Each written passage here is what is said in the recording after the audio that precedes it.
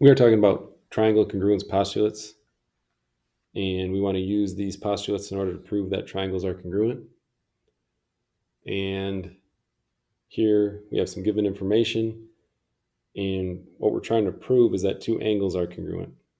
So in this case, we should be thinking that first we have to prove the triangles are congruent, and then we can prove corresponding parts congruent.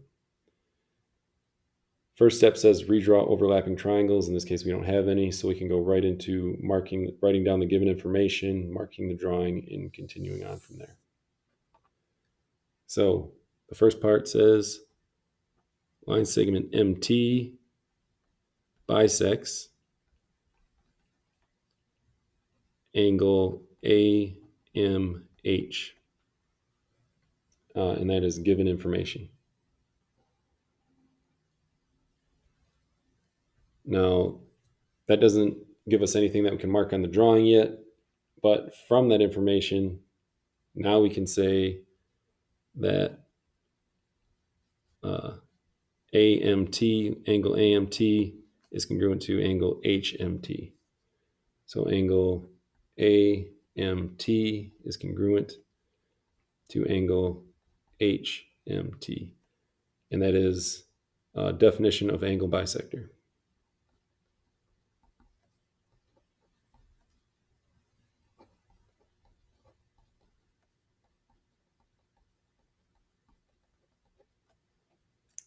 Next, we have line segment AM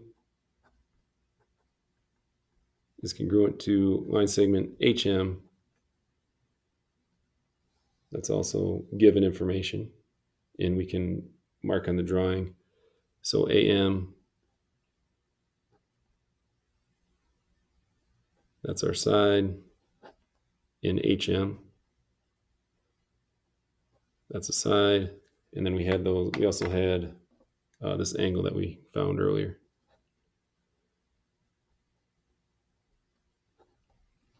So we have two sides and two angles, and then hopefully we can see that we have this side and this side. So that's going to be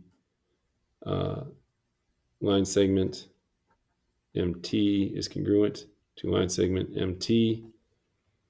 And the reason that we can write that is the reflexive property of congruence.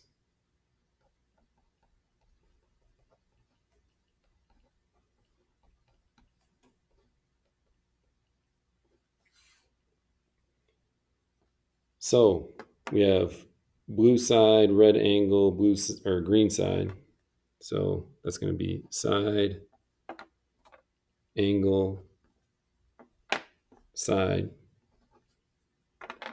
and we can name the triangle AMT. So triangle AMT is congruent.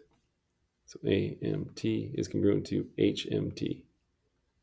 Triangle HMT. So now that we have the triangles are congruent, we can name any part of the triangle and say that they're congruent as long as they're corresponding parts. So now we can say angle A is congruent to angle H. And put 2 marks there and put 2 marks there. And the reason we can say that is corresponding parts of congruent triangles are congruent.